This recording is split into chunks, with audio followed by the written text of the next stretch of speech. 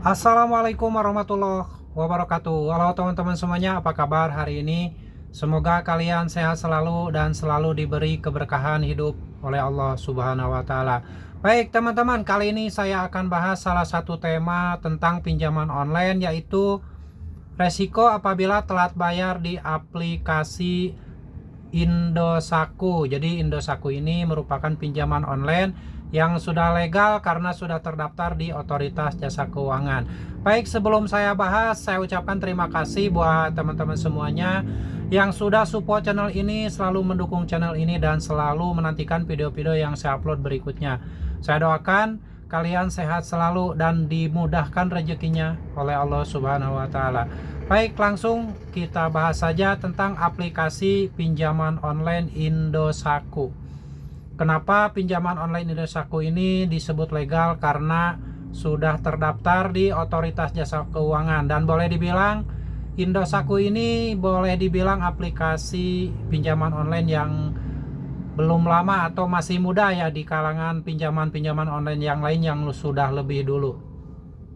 Jadi pinjaman online ini belum lama mendapatkan ataupun terdaftar di Otoritas Jasa Keuangan. Nah, mekanismenya seperti apa kalau misalkan kalian pinjam uang di aplikasi pinjaman online Indosako?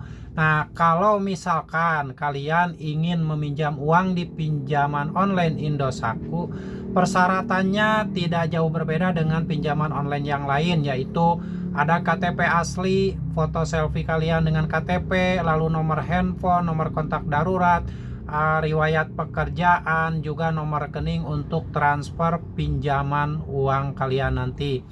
Nah, kalau misalkan kalian sudah registrasi, sudah selesai verifikasi dan disetujui disetujui data-data kalian dan mendapatkan skor kredit yang bagus, nanti kalian akan dikasih limit minimal. Untuk yang pertama itu biasanya sekitar 800.000 sampai 1 juta rupiah, itu ditentukan oleh skor kredit dari data-data yang kalian ajukan. Nah, sebagai contoh, kalian misalkan mengajukan pinjaman uang 1 juta, itu tenornya itu 60 hari. Nah, 60 hari biasanya kalau yang di Indosako itu yang untuk pertama kali mengajukan. Nah, 60 hari ini proses atau periode pembayarannya, pembayaran pertama itu di hari ke-15. Jadi 14 hari sejak dicairkan pinjaman tunainya. Nanti untuk pembayaran pertama itu di tanggal 15. Atau kalau misalkan kalian mengajukan di tanggal 1, berarti tanggal 15 itu kalian sudah harus setor untuk membayar cicilan pertama. Lalu periode kedua atau pembayaran keduanya yaitu hari ke-30. Hari ke-30, dan untuk sisanya nanti dibayarkan di hari ke-60. Jadi seperti itulah bayangan kalau misalkan kalian pinjam uang di aplikasi pinjaman online Indosako. Nah, untuk bunganya, pinjaman online Indosako itu menerapkan aturan OJK, yaitu perharinya 0,4%. Jadi kalau misalkan per bulan itu sekitar 12%, kalau misalkan 2 bulan itu 24%. Nanti kalau misalkan kalian mengambil pinjaman atau tenor yang 2 bulan, perhitungannya sekitar 24%. Jadi kalau pinjam 1 juta itu bunganya 1 juta, jadi 1.240.000. Nanti harus dikembalikannya 1.240.000 totalnya. Tapi itu biasanya masih suka ada semacam admin ya, biaya administrasi, biaya pelayanan dan sebagainya, itu bisa lebih dari 1.240.000 tergantung program yang lagi diadakan oleh pinjaman online Indosako ini. Nah, seperti itu ya bayangan buat teman-teman semuanya yang mungkin belum pernah mengajukan pinjaman online di Indosako. Tapi saya sarankan buat teman-teman semuanya yang belum pernah mengajukan pinjaman online, jangan pernah meminjam uang di pinjaman online manapun, karena itu hanyalah akan menjerat kalian ke hutang yang lebih besar.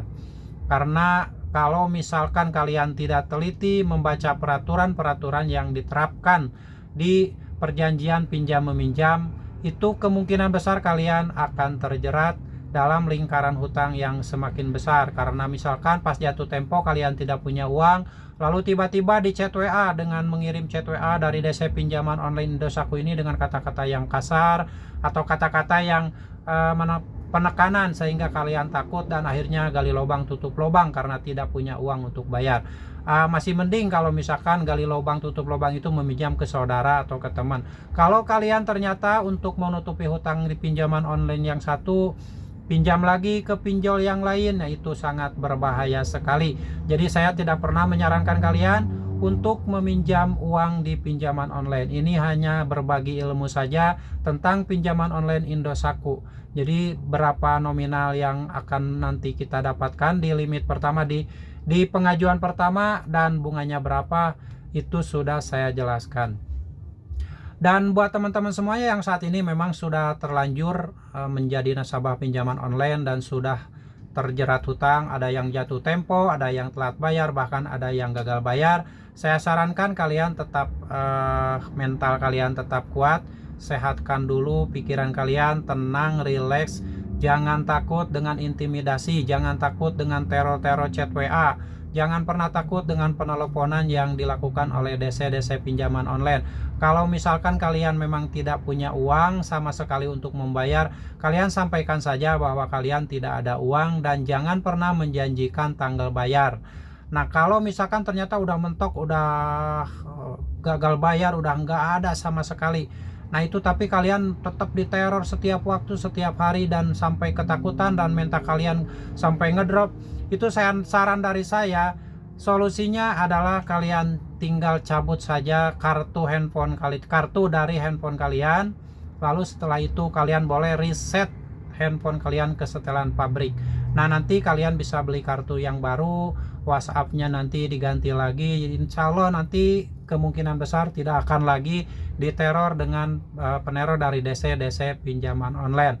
Nah, yang jadi pertanyaan, apakah Bang akan ada kolektor lapangan yang datang ke rumah? Dan enggak, masalah kolektor lapangan yang datang ke rumah itu wewenang dari perusahaan pinjol sendiri. Apakah mereka itu kerjasama dengan pihak ketiga dan lain-lain, itu adalah wewenang mereka. Kalian tidak perlu memikirkan kolektor lapangan. Yang harus kalian pikirkan adalah bagaimana caranya mencari rejeki, mencari uang sebanyak-banyaknya agar kalian bisa melunasi hutang-hutang kalian. Jadi sekali lagi, kuncinya adalah kalian tenang, mental kalian kuat, dan jangan sampai terintimidasi oleh teror-teror dari DC pinjaman online. Dan salah satu solusi terbaiknya selain kalian reset HP ke setelan pabrik, ganti nomor HP dan lain-lain, salah satu solusi terbaik adalah kalian semua ini pasrahkan masalah dunia ini ke Allah Subhanahu wa Ta'ala, minta pertolongan kepada Allah agar segera diberi solusi terbaik, agar kalian bisa mendapatkan rezeki dan melunasi hutang-hutang kalian. Oke ya, semoga ini menjadi motivasi dan bermanfaat buat kalian semuanya yang saat ini sedang ketakutan karena gagal bayar di aplikasi pinjaman online Indosatku. Sampai jumpa lagi di video saya selanjutnya. Wassalamualaikum warahmatullahi wabarakatuh.